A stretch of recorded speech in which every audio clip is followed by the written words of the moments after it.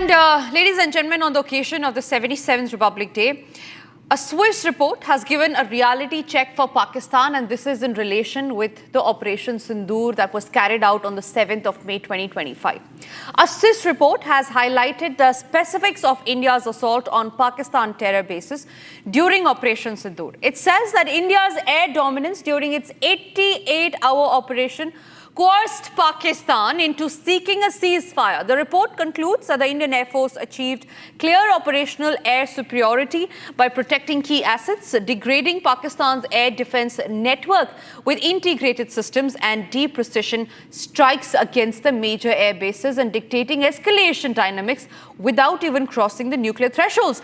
Now, this has left Islamabad unable to contest Indian air operations and prompting it to accept a ceasefire and end the conflict. This is the report that the Swiss think tank has given on Operation Sindoor. This is a new study by a respected Swiss military history and strategy think tank that has concluded that India's Operation Sindoor in May last year marked a decisive shift in the balance of air power in South Asia, culminating in New Delhi achieving a clear superiority, air superiority, and compelling Pakistan to seek a ceasefire after 4 days of intense fighting. The report, in fact, published by the Center for Military History and Perspective Studies, that is the CHPM, in Switzerland, and authored by military historian Adrien, offers one of the most comprehensive independent reconstructions so far of the 88-hour India-Pakistan war from May 7 to 10th of May that happened in 2025. While international headlines at the time focused narrowly on the loss of at least one Indian Rafale on the opening night, the Swiss analysis argues that this single episode obscured the far more significant operational outcome. India systematically broke Pakistan's air defense and strike capacity and ended the conflict on its own terms. So Swiss think tank there giving a clear-cut edge to India when it comes to Operation Sindoor, a military operation that India had launched on Pakistan on the 7th of May 2025 as a retaliation to the as a retaliation to the Pahalgam terror attack that took place just a month before. Operation Sindoor was launched after the deadly terrorist attack on tourists in Pahalgam in Jammu and Kashmir that had happened, that had linked to Pakistani terrorists. What the Swiss report has also reported, saying that Indian political leaders gave the armed forces wide latitude to plan a response that would be sufficiently spectacular to deter future attacks, even at the risk of escalation between the two nuclear-armed neighbors. Abhishek, my colleague, is joining me live from the newsroom on that note. Abhishek, the Swiss think tank has, of course, given a clear-cut edge to India as far as Operation Sindoor is concerned.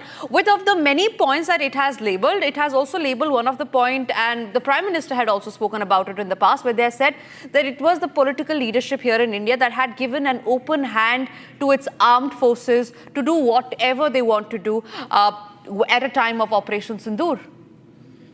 Well, absolutely. It could not have been more opportune in terms of its timing, given the fact that the world attention is on New Delhi with India and the European Union signing a free trade agreement, which is being billed as the mother of all deals. And this report coming in from a Swiss military-specific think tank with two experts who have spent cumulatively over 60 years studying military, and one of them has been a serving military officer in the French army and has experience of South Asia. For them to profile Operation Sindoor over 60 plus pages, around 50 pages, and to give every detail of the operation and the military clash between India and Pakistan from both the sides. So it's not that they are not mentioning the Pakistani side.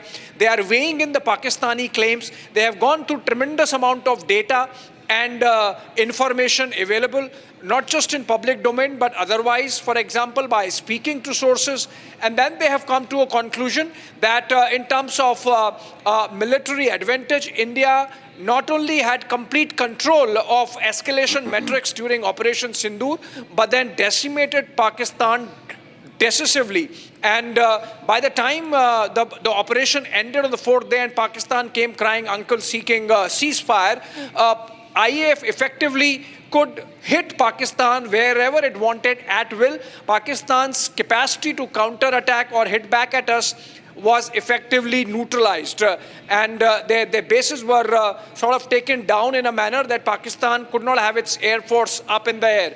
Also, very interestingly, on the claims which Pakistan has been singing about of having downed 6 Indian fighter jets, the report says not 6, but just 3. That's the evidence that they could gather after their meticulous study. So I think this is a very conclusive, thoroughly done report by this Swiss think tank, which shows that in terms of military asymmetry, Pakistan does not stand anywhere. Specifically, the Pakistan Air Force does not match Indian Air Force, and that if the clash would have gone longer, it's likely that Pakistan would have suffered massively. And so if they have survived to tell their tale or their version of the story, they should thank India and its leadership that we behaved responsibly and stopped after giving a proportionate response to their misadventurism and spread of terror by way of Pahalgam attack on April 22. I think Operation Sindoor is a classic case of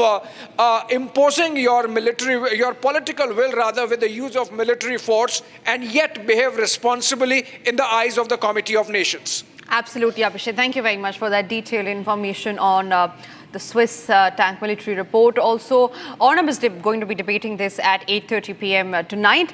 Moving on, ladies and gentlemen, just a day ahead of signing, which is also called the mother of all deals, India and EU trade deal have now been locked and sealed. Euro 40 billion worth of Indian goods exports will be becoming tariff-free is what we learn. European cars will be getting cheaper in India.